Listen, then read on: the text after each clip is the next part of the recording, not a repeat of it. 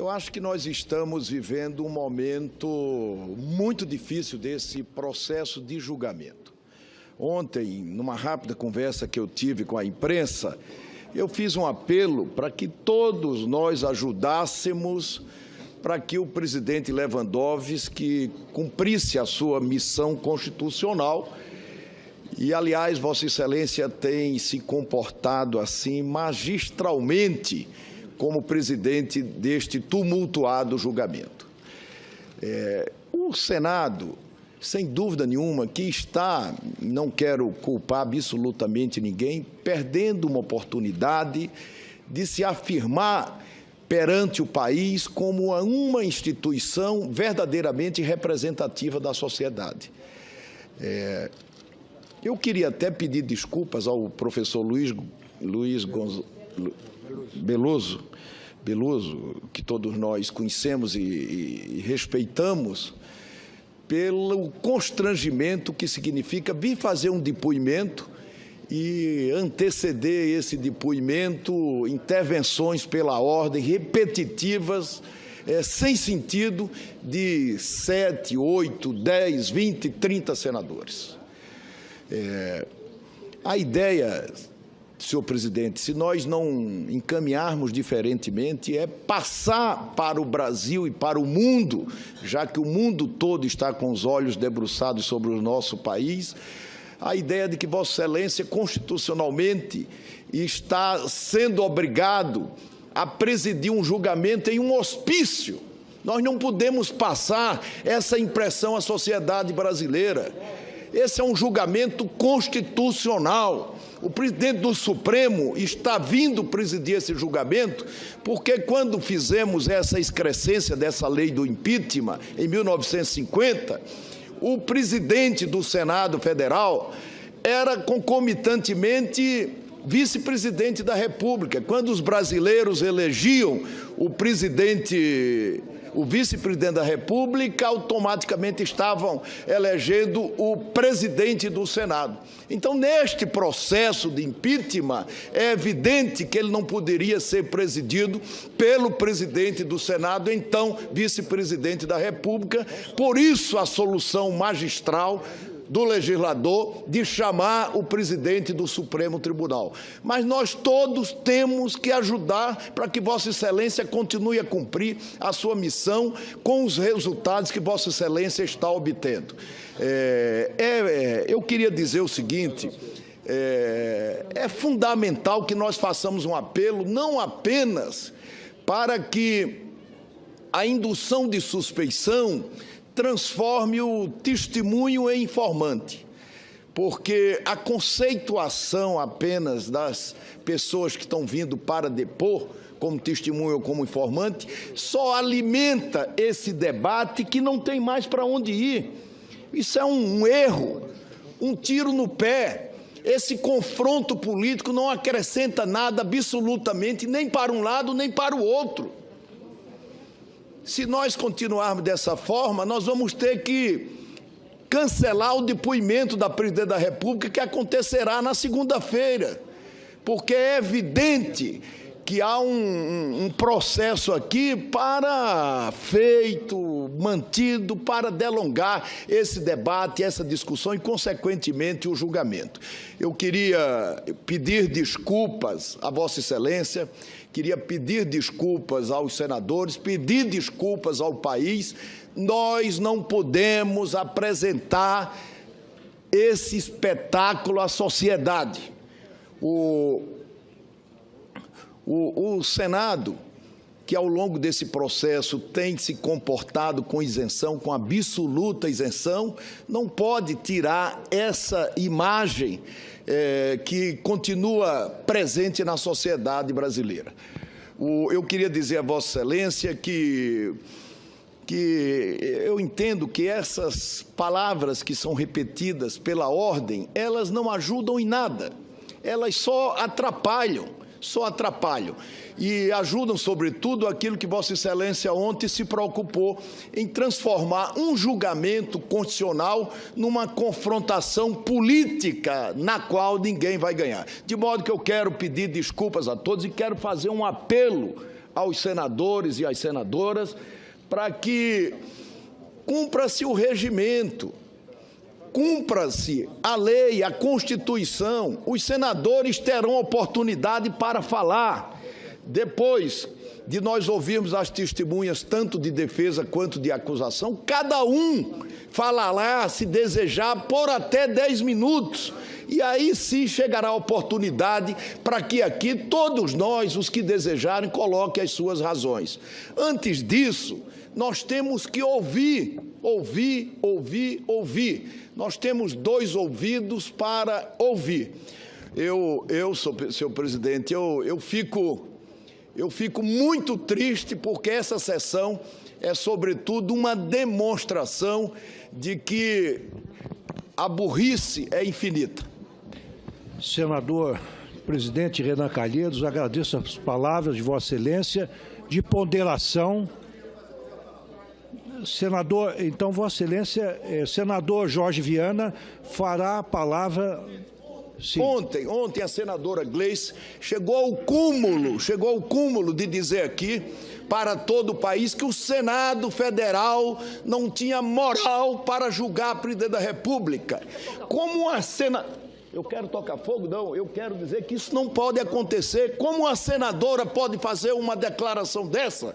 Exatamente, senhor presidente, uma senadora que há 30 dias o presidente do Senado Federal conseguiu no Supremo Tribunal Federal desfazer o seu indiciamento e do seu esposo. Que havia sido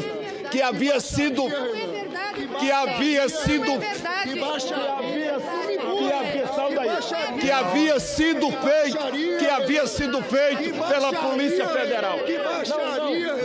Isso não pode acontecer, isso é um espetáculo triste que vocês estão dando para o país. Suspensa a sessão por 5 minutos.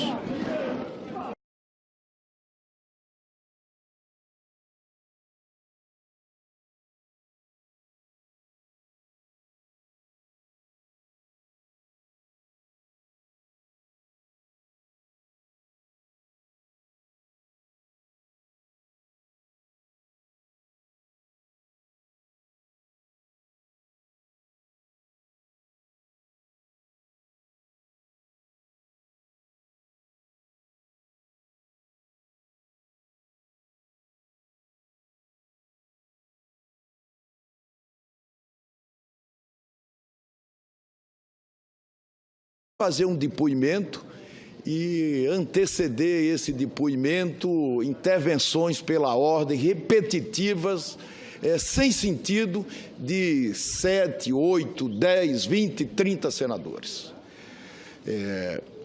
A ideia, senhor presidente, se nós não encaminharmos diferentemente, é passar para o Brasil e para o mundo, já que o mundo todo está com os olhos debruçados sobre o nosso país, a ideia de que Vossa Excelência, constitucionalmente, está sendo obrigado a presidir um julgamento em um hospício. Nós não podemos passar essa impressão à sociedade brasileira. Esse é um julgamento constitucional. O presidente do Supremo está vindo presidir esse julgamento porque, quando fizemos essa excrescência dessa lei do impeachment, em 1950, o presidente do Senado Federal era concomitantemente vice-presidente da República. Quando os brasileiros elegiam o presidente, eu acho que nós estamos vivendo um momento muito difícil desse processo de julgamento. Ontem, numa rápida conversa que eu tive com a imprensa, eu fiz um apelo para que todos nós ajudássemos para que o presidente Lewandowski cumprisse a sua missão constitucional.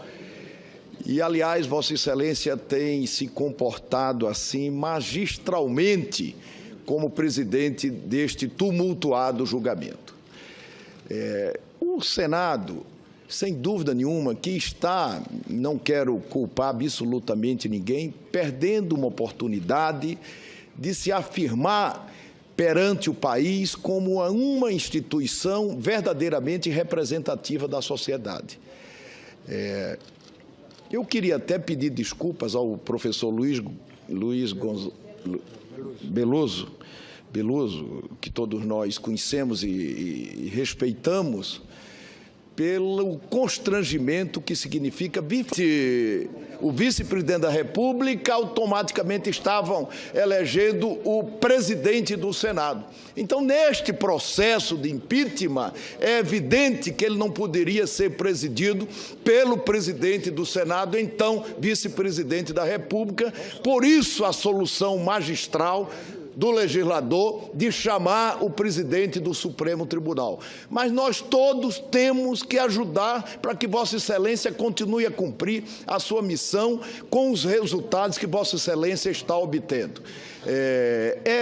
Eu queria dizer o seguinte, é fundamental que nós façamos um apelo, não apenas para que a indução de suspeição transforme o testemunho em informante, porque a conceituação apenas das pessoas que estão vindo para depor, como testemunho ou como informante, só alimenta esse debate que não tem mais para onde ir.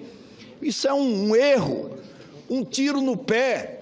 Esse confronto político não acrescenta nada absolutamente, nem para um lado, nem para o outro. Se nós continuarmos dessa forma, nós vamos ter que cancelar o depoimento da presidente da República, que acontecerá na segunda-feira, porque é evidente que há um processo aqui mantido para delongar esse debate, essa discussão e, consequentemente, o julgamento. Eu queria pedir desculpas a Vossa Excelência, queria pedir desculpas aos senadores, pedir desculpas ao país. Nós não podemos apresentar esse espetáculo à sociedade. O Senado, que ao longo desse processo tem se comportado com isenção, com absoluta isenção, não pode tirar essa imagem que continua presente na sociedade brasileira. Eu queria dizer a Vossa Excelência que eu entendo que essas palavras que são repetidas pela ordem, elas não ajudam em nada, elas só atrapalham. E ajudam, sobretudo, aquilo que Vossa Excelência ontem se preocupou em transformar um julgamento constitucional numa confrontação política na qual ninguém vai ganhar. De modo que eu quero pedir desculpas a todos e quero fazer um apelo aos senadores e às senadoras para que cumpra-se o regimento, cumpra-se a lei, a Constituição. Os senadores terão oportunidade para falar. Depois de nós ouvirmos as testemunhas, tanto de defesa quanto de acusação, cada um falará, se desejar, por até 10 minutos. E aí sim chegará a oportunidade para que aqui todos nós, os que desejarem, coloquem as suas razões. Antes disso, nós temos que ouvir. Nós temos 2 ouvidos para ouvir.